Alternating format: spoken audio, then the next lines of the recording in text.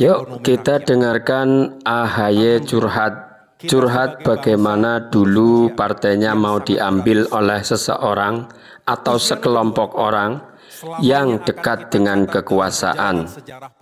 Apalah artinya curhat, toh nyatanya sudah bersatu karena diberi jabatan.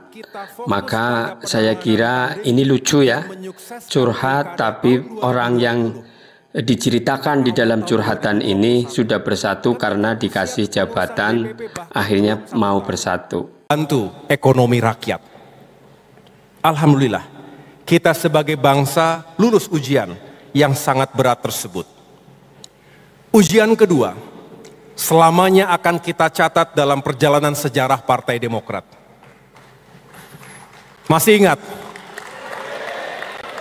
Di saat kita fokus pada penanganan pandemi dan menyukseskan pilkada tahun 2020, di awal tahun 2021, ketika usia kepengurusan DPP bahkan belum 1 tahun, kita menghadapi sebuah ancaman nyata, sebuah ancaman terhadap kedaulatan, kehormatan, dan eksistensi Partai Demokrat yang dilakukan oleh sekelompok pengkhianat yang kemudian bersekongkol dengan oknum kekuasaan. Mereka ingin mengambil alih partai kita ini secara inkonstitusional, melabrak etika, moral, hukum, dan tentunya akal sehat. Saya bersyukur dan bangga karena serentak seluruh kader Demokrat di berbagai penjuru, dimanapun berada, sama-sama berdiri, bersatu, dan melawan kezoliman dan ketidakadilan tersebut. Keberanian, kesetiaan, dan juga kekompakan dan kecepatan kita dalam bertindak yang telah menyelamatkan partai kita. Dan karena itu juga, rakyat memberikan dukungan moral kepada kita. Dan mengapa mereka menyampaikan itu? Karena menyelamatkan Demokrat sama dengan menyelamatkan demokrasi di Indonesia. Hashtag selamatkan Demokrat, selamatkan demokrasi mengisi ruang-ruang publik di media-media massa maupun media sosial, di kampus-kampus, dan tentunya itu semua telah mempersatukan para pecinta demokrasi.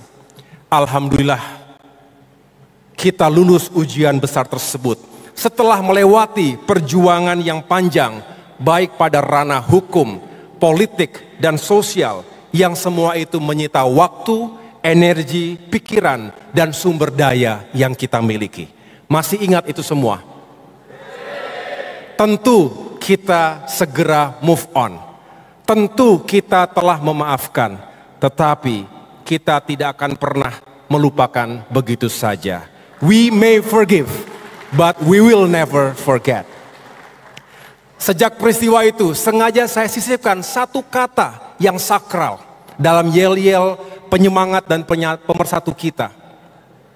Sebuah kata yang sakral itu tentu tidak mudah untuk dijalankan. Tetapi saya bersyukur karena jauh lebih banyak yang memiliki kesetiaan terhadap partai kita. Setia terhadap ideologi dan manifesto partai kita, setia terhadap perjuangan partai kita, dan setia kepada kepemimpinan yang sah berdasarkan konstitusi partai kita. Jadi kata itu adalah setia. Saya ingin dengar suaranya. Demokrat! Demokrat! Demokrat! Ya.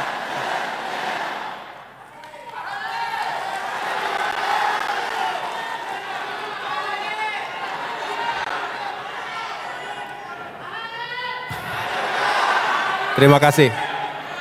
Ujian ketiga. Sebagai partai oposisi, Demokrat memiliki keterbatasan ruang dan pilihan politik, terutama ketika dihadapkan pada konstelasi menuju pemilihan presiden 2024 yang lalu. Bisa dikatakan ketika itu kita hanya terbuka jalan ketika itu hanya terbuka jalan bersama poros perubahan. Namun politik adalah politik. Sudahlah wahai para orang-orang yang berada di dalam partai politik, tidak usahlah kalian seolah-olah idealis, tapi ternyata kalian hanya mencari jabatan dan kedudukan kok. Karena apa? Semarah apapun kalian, tapi kalau diberikan jabatan, ya mau bersatu. Katanya loyalitas hanya untuk negara, nomor paling utama adalah loyalitas terhadap negara. Tapi kenyataan realitanya adalah kalian loyalitas dengan jabatan.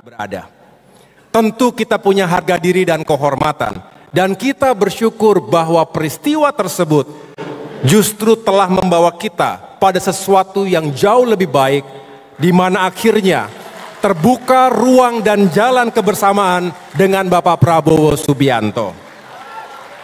Alhamdulillah, Demokrat menjadi bagian penting dari perjuangan dan kemenangan Pilpres 2024. Dan kini kader-kader utama Partai Demokrat dipercaya untuk membantu Presiden Prabowo mengemban amanah di pemerintahan nasional.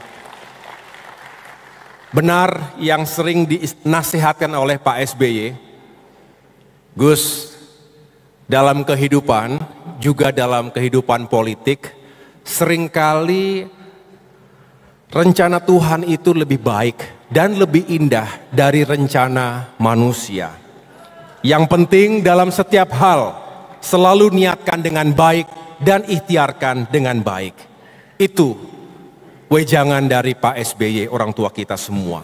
Sehingga bisa saya simpulkan Bapak Ibu, ketiga ujian besar tadi dengan segala suka dan dukanya secara umum telah membuat kita, yang pertama, semakin kuat, semakin kokoh dalam ikatan soliditas dan